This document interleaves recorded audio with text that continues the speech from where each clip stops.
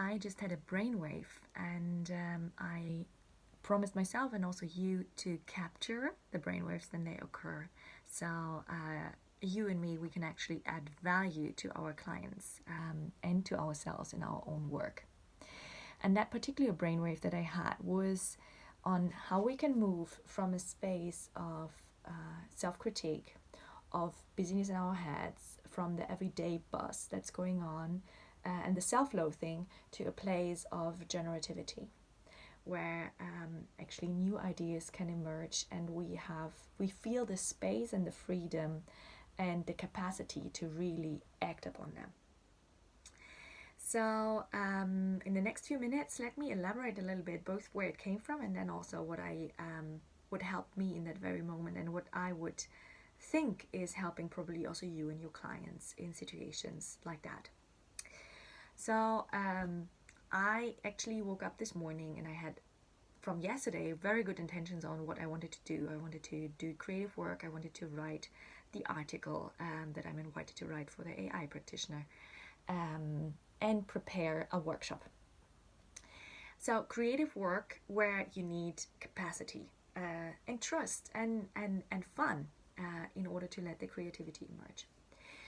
But what happened was I woke up and it was a very intense night of very vivid dreams with lots of stuff going on in my head. There was still also the to-do list.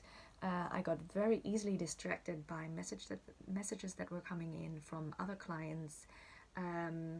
So there was a lot of buzz going on in my head, and let me actually capture that in a little drawing that also came to me when I was starting to journal. So what was happening? I captured here. I hope you can see that. I hope it's not too far away, but we'll do our best. Otherwise, I get you a little bit closer to me. So what was happening in my brain was actually like a lot of chaos. I mean, this is like, we can make it even more chaos. Some of the thoughts connected, some not connected. It was just a large bunch of chaos. And with that, there was also a little bit of feeling of sadness. There was also maybe a little anger. Well, I don't know whether you actually can see that. Let me get you a little bit closer to that. So here's the sadness part, and here's the anger. Well, I don't know whether you can capture that very well, but you can see I was not in a very good place.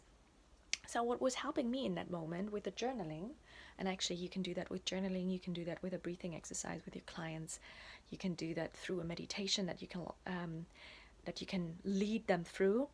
But what I think you have to do in any way is actually make them aware of what's going on and making them being okay with that. The first thing is very much being okay with what is going on. And for me, journaling helps very much when I'm alone.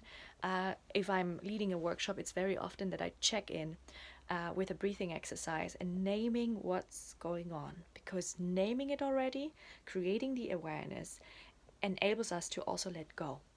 So what you want to do is actually, either with the journaling or with the breathing exercise, you want to pay attention to what is going on, and you want to do that with love. And what is happening both in groups then, when you do that, but also in the individuals, is that you are expanding the space here in between. You're expanding the space for whatever you want to let happen then in the space, in your mind, in your heart, to emerge. So you create a kind of safe space in which you can be for the upcoming, whatever, 1 hour, 2 hours, whatever you want to do your workshop with. And that space needs to be protected.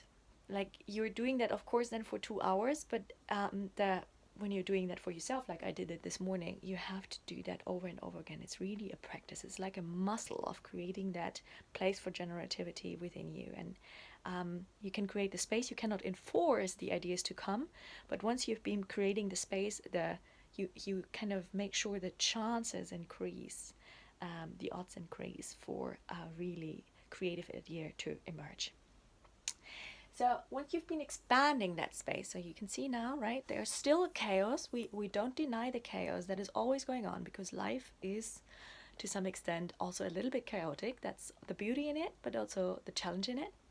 And then there is also the space in that chaos that we've been protecting with loving attention towards the chaos that creates freedom in our minds. And with that, actually, you could say, we know from appreciative inquiry that this is the part of, like this part here is the discovery part. Discovery. So we appreciate what is, both in the challenging and in the good way. So we appreciate there are resources that can help us move towards more space within us, but there's also still challenging things. We don't need to deny that. We can accept that and we can appreciate that. So that's the discovery part of the 4D process of appreciative inquiry. And what happens then, so once you've been discovering that, you actually have created that space here in the middle, so you can go to the second D, which is dream in appreciative inquiry. When you think of Otto Scharmer and the theory U process, that is actually also, the discovery could be also being like creating an open mind, creating an open heart. So later, the open will can help us enact what we've been creating, or what has emerged in us. So what you can do here, now we've been here, we have created a space that is safe enough for new things to grow. And if we kind of add there a little bit self-love, and that sounds, for some of you, it might sound a little esoteric, but I mean it really hands-on. It's like a mother for her child. We have to do things, the same thing for us. We have to create that safe space. So you want to create a base here that is held by love, and you as a host are responsible for creating that space, that nurturing layer of love, of acceptance, of telling them you're safe enough here, you can show up, you can show yourself vulnerable, because only when we are vulnerable we are also able to be really brave and courageous and come up with new ideas, both in a group and individually. So you create that safe space with lots of love as the base. And from there, what is happening is a concept that I just learned about, the Little Red Book of Source. Google it and buy it. You can source. So you can have that idea. So from out there, from usually it's actually the chaos, from the impressions that we got from the outside world, or if you are a spiritual person, it might be also that you think it comes from there, and it actually doesn't matter where you think it comes from. It just emerges. From here, seeds are falling into that fertile ground that you are holding with love as the host for your participants in the workshop. And these seeds can fall on the ground, and from there get roots, start little leaves, and emerge from there. And again, I make a heart, and that is not because I'm so much into we need to love each other all. I really think like love in the sense as the opposite of fear. I love what I do and I do what I love, instead of I do things because I think I have to fit in, or I think I need to do things in order to survive. That's a different kind of and thinking, and you want to lead your clients, your workshop participants, out of the motivation to do things out of fear, which is that chaotic part here outside, the way in which we usually unfortunately still operate, and lead them to a place where they can do things out of the love for the things that they love. So that is basically it, and I write a little bit down also what I've been just saying. So we said here it's discovery. That is actually, here you invite them to go into the dream part of appreciative inquiry. What is happening here is sourcing. That is not appreciative inquiry. Comes actually from Peter Koenig and the Peter Koenig system. Very interesting. You can Google it. And what is, yeah, Otto Scharmer is kind of all in that open heart, open mind, open will.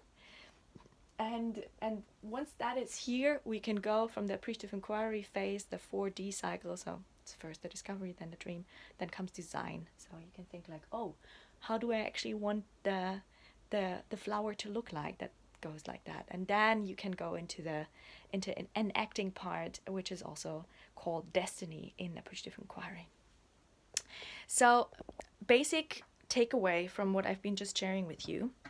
We all know these days where there's a lot of chaos and where there's a lot of not so good energy, where we cannot tap into our own creativity and to in a generative place of creating innovation and new things. What you have to do then is to go there, either with journaling, a breathing exercise, meditation, whatsoever, for yourself or for your clients, to accept what is, to appreciate what is, and to create the space in yourself, in the room that you're in with your clients, to expand a safe space which allows you and your clients to tap into the potential that is already in them. That's basically it, and I'm very curious to hear what you're thinking about what I just came up with and that little model. And I'm happy to read your reactions in the comments here. And I look forward to reconnect with you soon again. Take care.